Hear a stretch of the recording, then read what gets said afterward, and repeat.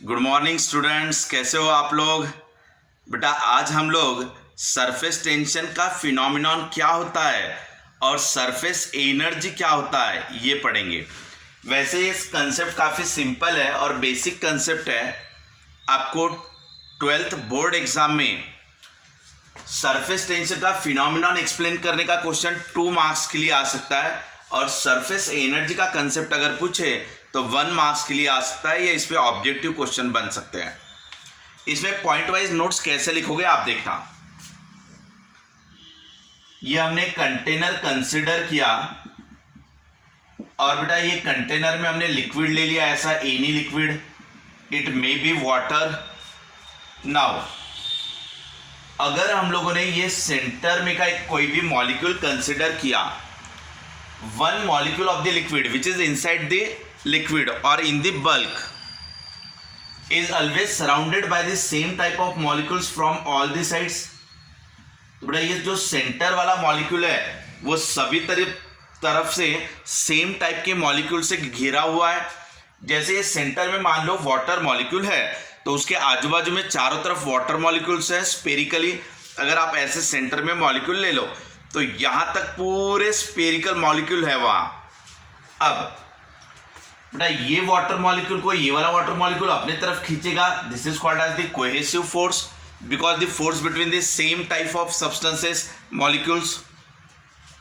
ये मॉलिक्यूल अगर वाटर का है तो ये भी मॉलिक्यूल वाटर का है, तो सेम टाइप ऑफ सब्सटेंस के मॉलिक्यूल्स है वो, तो इनमें जो फोर्स रहेगा ये क्या रहेगा, कोहेसिव फोर्स। तो वाटर वाटर को इस तरफ खींच रहा है तो वाटर वाटर को इस तरफ भी खींच रहा है। एक वाटर मॉलिक्यूल इस तरफ खींचेगा तो दूसरा वाटर मॉलिक्यूल इस तरफ खींचेगा।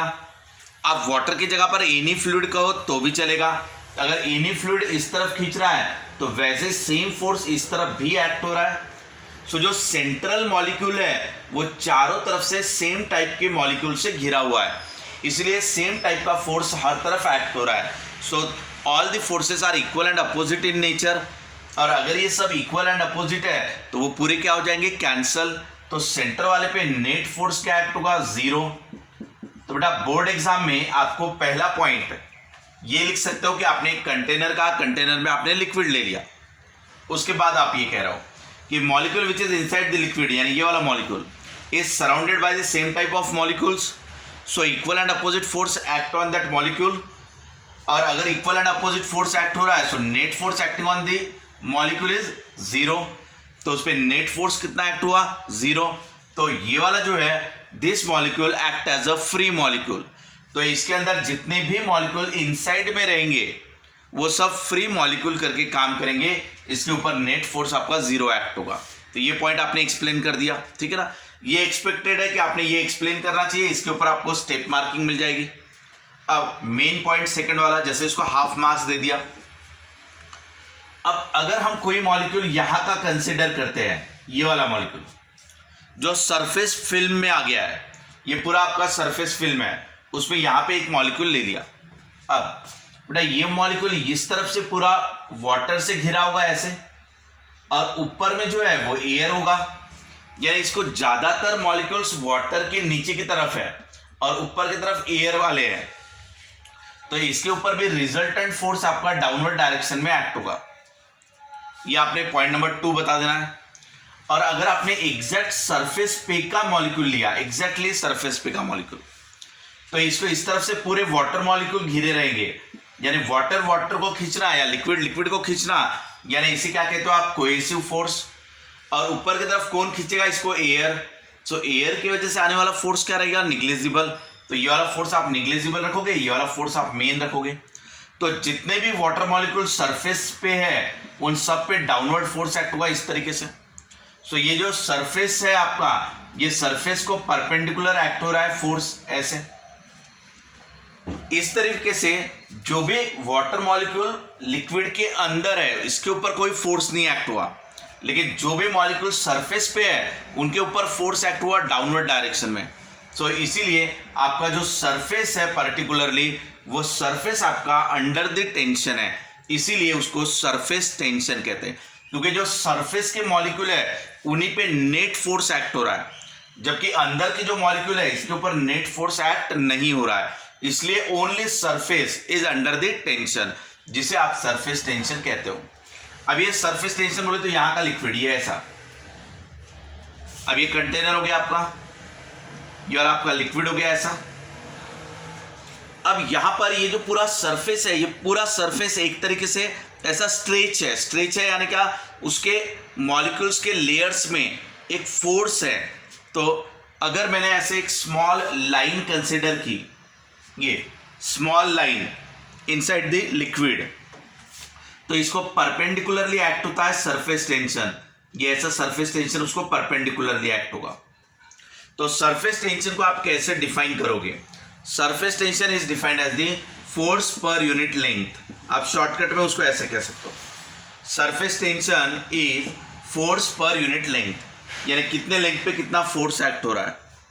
तो यहां से आप फोर्स की वैल्यू कभी भी निकाल पाओगे सरफेस टेंशन इनटू लेंथ करके।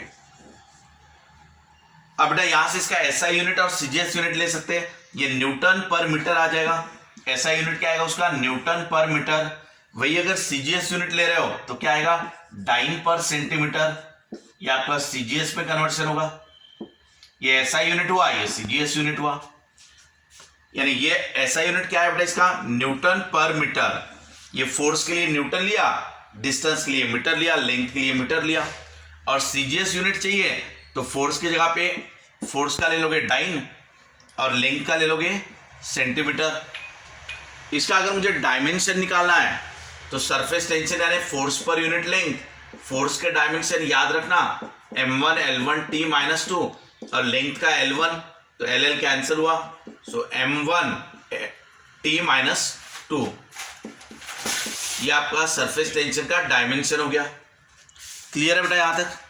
अब इसके बाद what is the concept of surface energy. अगर मैं इनसाइड वाला मॉलिक्यूल लेता हूं तो इनसाइड वाला मॉलिक्यूल अंदर में कहीं पे भी मूव होते रहे, इसके ऊपर कोई नेट फोर्स एक्ट नहीं होता, कोई अपोजिंग फोर्स या अट्रैक्टिंग फोर्स एक्ट नहीं होता नेट। तो अगर इसके ऊपर कोई नेट फोर्स नहीं है तो ये अंदर के अंदर घूमेगा, तब कोई वर्क डन नहीं लेगा, कोई एनर्जी स्टोर नहीं होगी। लेकिन ये मॉलिक्यूल अगर सरफेस पे जाना चाहे तो सरफेस में फोर्स होता है, net force which is acting in the downward direction. तो ये वाला जो फोर्स, ये वाला मॉलिक्यूल अगर ऊपर जाना चाहे तो उसको वर्क डन करके जाना पड़ेगा, यानी इसको सरफेस पे जाने के लिए वर्क करना पड़ेगा। और जो वर्क करेंगे वो वहां पर एज अ एनर्जी करके स्टोर होगा। इसलिए जो सरफेस में एनर्जी स्टोर्ड होती है which is the surface energy, यानी नीचे से मॉलिक्यूल ऊपर जाने के लिए उनको वर्क डन करना पड़ता। सो जो वर्क डन करते हैं वो वर्क डन उसके अंदर एनर्जी करके स्टोर होता, जिसे सरफेस एनर्जी कहा जाता। हमेशा किसी भी सब्सटेंस या मटेरियल या बॉडी, इसकी हमेशा एक टेंडेंसी होती है कि वो अपनी एनर्जी को मिनिमाइज करना चाहता। तो यहाँ पर वो अपने सरफेस एनर्जी को मिनिमाइज करने के लिए सरफेस एरिया को रिड्यूस करना चाहता। इसलिए फ्री ग्रेविटी में अगर आप कोई भी लिक्विड रखते हो तो वो अपने आप स्पेरिकल इन शेप बन जाता, क्योंकि sphere has list surface area, और सबसे कम सरफेस एरिया रहा तो वहाँ पर एनर्जी भी कम रहती है, और आपका मॉलिक्यूल रहे, एटम रहे या सब्सटेंस रहे, वो स्टेबल रहता वहाँ पर। ठीक है, ये आपका सरफेस टेंशन और सरफेस एनर्जी का कंसेप्ट है।